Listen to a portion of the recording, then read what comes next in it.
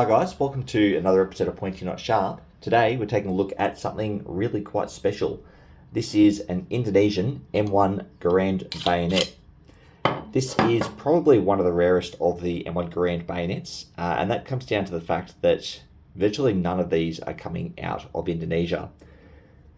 So Indonesia is a bit of a time capsule for bayonets in that they have quite a few in circulation, a lot of really interesting stuff, but their laws prohibit the mailing of knives internationally. Domestically is fine, but not internationally. So all these great bayonets over there don't tend to leave the country. On top of that, they also have laws that you can't leave the country with something like this because it's a historically significant item to Indonesia or even still Indonesian property. So for that reason, not many of these have snuck out of the country and into collectors' hands. So I was very, very lucky when someone offered me this one here. Now, these bayonets, as the name suggests, are for the M1 Garand. However, they're not just US Garands, they're also a contract made by Beretta in Italy. So there was a number of them as well. But the bayonets themselves were made by PSM. PSM is Pabrik Senjata dan Mesia. I can't speak Indonesian, or I've had a crack at it, I don't speak it very well. Anyway, that company has changed names a number of times. You might now know it as Pindad. They're still around today and they still make stuff and they still supply the Indonesian Army military today. Now, PSM was the name of that company between 1950 and approximately 1958 or 1960. I'm not entirely certain. It changed names quite a few times. So I believe PSM was the 50 to about 60 bracket. So these bayonets were likely made somewhere in that time.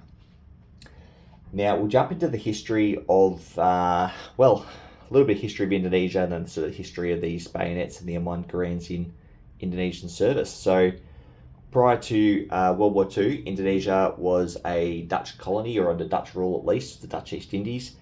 And the NIL, which was like the Dutch foreign forces down there, used their own weaponry very separate to what the Dutch army were using. And you still find a lot of that stuff in Indonesia now, which is really cool. But during World War II, Indonesia or the Dutch East Indies was occupied by Japan. So there's a lot of Japanese stuff around there as well, a lot of Arasakas and Type 30 bayonets. But 2 days after the Japanese surrender at the end of World War II, Indonesia declared independence from colonial rule from the Dutch. And there was about 4 years of struggle, and it wasn't really until the 27th of December 1949 that the Dutch recognised Indonesian sovereignty. There were a lot of interesting weapons on both sides. So the Indonesians were using a lot of Arasakas, Lee-Enfields, Dutch M95s, very, very small numbers of M1 Garands, barely any at all. Not many of them were around at the time. And I believe the Dutch were using M95s and American weapons as well, likely M1 Garands. But 1949, Dutch recognised Indonesian sovereignty, and on the 29th of April 1950, the Dutch transferred their existing military-industrial firm, which at the time was called LPB, to Indonesia, and they renamed it as PSM, which is the company that made these here. So after 1950, Indonesia, a very new country, has a whole smorgasbord of different kinds of weapons, and they try to standardise a little bit. I think they try to standardise on Lee-Enfields, and when I say Lee-Enfields, that means everything from SMLEs to number 4s to jungle carbines. They had everything. But then sort of in about the mid-50s, they decided to start getting large numbers of M1 Garands. Now, I know for a fact in 1955 they made an order to Beretta for an M1 contract. They got 50,000 rifles, serial number 5,500,001 to 549,999. So 50,000 rifles. It's not clear if those rifles came with bayonets or not. Now, by this time, Indonesia probably had small numbers of M1 Garands already in service or in the area. Weapons that were left over from the Second World War, weapons that were captured from the Dutch during their struggle, and probably some that were purchased from third-party arm dealers as well. So it's really not clear how many they had and whether or not they had bayonets. But what is really telling is the number of US M1 Garand bayonets in Indonesia. And I tend to see about 2 or 3 of the US ones for every single one of these I see on the market in Indonesia. So that leads me to believe that about 2/3 of them were the proper M1s and only about 1/3 of the total were these. But a number of years later, between 1964 and 1971, the US supplied a bunch of M1 Garands to Indonesia under the Military Assistance Program. I believe that was 24,418 rifles, but well, that's what the documentation say. I reckon there's probably a lot more than that, and maybe dates outside of that as well. I'm really not too sure. So we don't know exactly how many M1 Garands Indonesia had. We know they had 50,000 from Italy, about 25,000 from the US, and a number from outside sources. So I'm going to round it up and guess possibly 100,000, possibly many more, possibly less, who knows. And we don't know how many of these bayonets were produced. From what I've read, or been told, these bayonets were produced when they had a rifle without a bayonet, and they were made not in large batches, but when required. Now, there were actually 2 different kinds of this bayonet. This is what I believe is referred to as the second type, with the big brass rivets. There was an earlier one with small Phillip head screws, very small screws. And I've been told by other collectors that the one with the screws is likely the early version, and the screws look like a bit of a weak point that would have broken off or been prone to damage. So they were likely replaced by this later model with the big brass screws, but really, I don't know. I don't know too much at all. A lot of the information about these, it really comes from factory workers and people in Indonesia. There's no books, no good reference material, not much information online. And unfortunately, when a lot of these older people in Indonesia who are around where the factories are making these, when they pass away, most of that knowledge is going to go with them, unfortunately.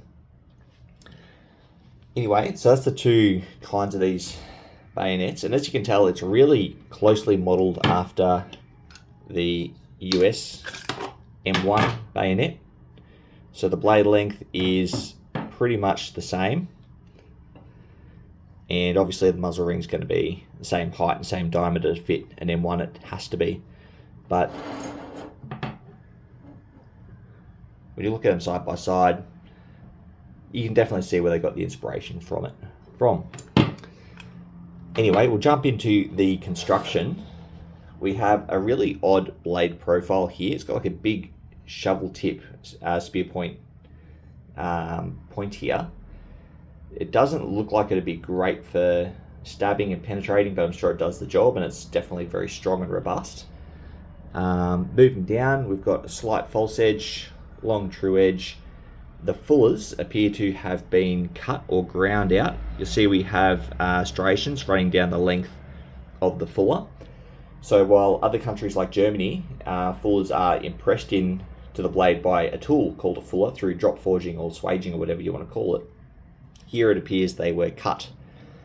Then moving down, we've got a nice big solid crossguard with a muzzle ring. Then we've got 2 wooden grip panels retained by nice big brass rivets. And then we've got a really nice solid pommel that really reminds me of the old Belgian pommels on like the old model 1889 bayonets. We've got a press button that presses from left to right, and just a standard lamped lug to accept the bayonet lug on the rifle. Moving down to the scabbard, it's just a sheet metal scabbard. We've got a drainage hole, nope, no drainage hole. And we've just got a little frog stud which has been, brass brazed on or something like that. Nice big mouth, blade goes in either way, and it appears to have also been like brazed on. So that's the construction of the bayonet.